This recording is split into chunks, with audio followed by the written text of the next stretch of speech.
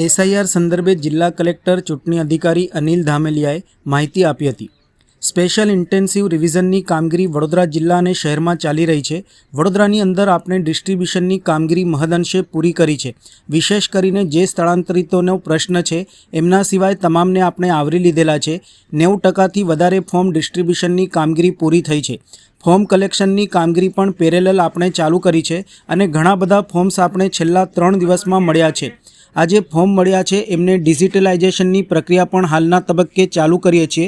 આગામી તબક્કે વિશેષ કરીને આપણે વડોદરા શહેરની અંદર જ્યાં સ્થળાંતરિતોની વસ્તી વધારે છે આ કિસ્સાની અંદર આપણે કેમ્પ્સનું આયોજન કરવા જઈ રહ્યા છે। આના સિવાય પણ દરેક ભાગોની અંદર કેમ્પ્સનું આયોજન થવાનું છે। આપણા તમામ 2576 મતદાન મથકો વાઇઝ આપણે કેમ્પનું આયોજન કરીશું। જે 101 વિસ્તારો એવા છે કે જેમની અંદર આપણે સ્થળાંતરિતોની સંખ્યા ખૂબ વધારે છે। આ કિસ્સાની અંદર ત્યાં સ્વયંસેવકો પણ સાથે બેસશે, બીએલઓ પણ સાથે રહેશે અને કેમ્પ સવારે 9 વાગ્યાથી લઈને 1 વાગ્યા સુધી ચાલુ રહેવાના છે। આ દરમિયાન કોઈપણ ઇલેક્ટર્સ જેમને ફોર્મ ડિસ્ટ્રીબ્યુશન જો ન થયું હોય તે એ કિસ્સામાં ત્યાંથી પણ તે મેળવી શકશે। જે કિસ્સાની અંદર ઇલેક્ટર્સને પોતાનું મેપિંગ કરવા મુશ્કેલી થતી હોય તો આ કેન્દ્રની અંદર આવીને મેપિંગમાં પણ બીએલઓ મદદ કરશે। એમના ફોર્મ એમને પરત આપવા હોય તો પરત પણ ત્યાં સુપ્રત કરશે।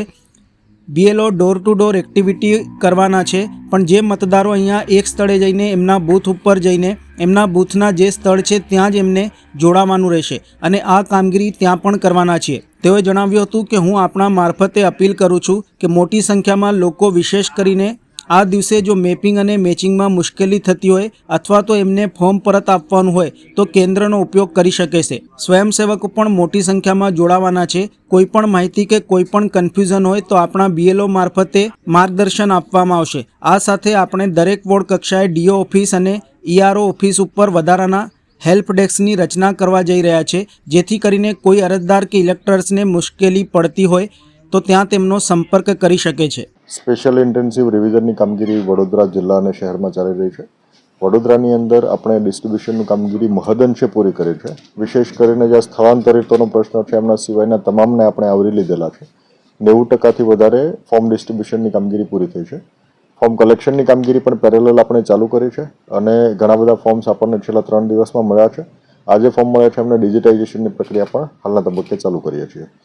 આગામી તબક્કે વિશેષ કરીને આપણે વડોદરા શહેરની અંદર જ્યાં સ્થળાંતરિતોની વસ્તી વધારે છે આ કિસ્સાની અંદર આપણે કેમ્પ્સનું આયોજન કરવા જઈ રહ્યા છીએ।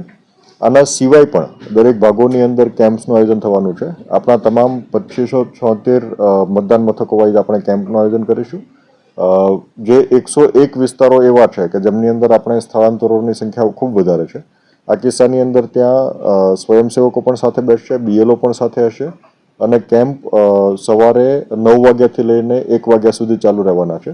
આ દરમિયાન કોઈ પણ ઇલેક્ટર્સ જેમને ફોર્મ ડિસ્ટ્રીબ્યુશન જો ના થયું હોય તો એ કિસ્સામાં ત્યાંથી પણ મેળવી શકશે।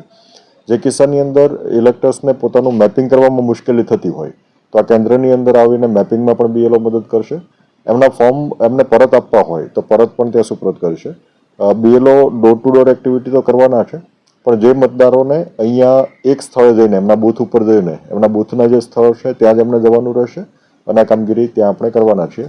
તો હું આપના મારફતે અપીલ કરું છું કે મોટી સંખ્યામાં લોકો વિશેષ કરીને આ દિવસે જો મેપિંગ અને મેચિંગમાં મુશ્કેલી થતી હોય અથવા તો એમને ફોર્મ પરત આપવાનું હોય તો એ કેન્દ્રનો ઉપયોગ કરી શકે છે।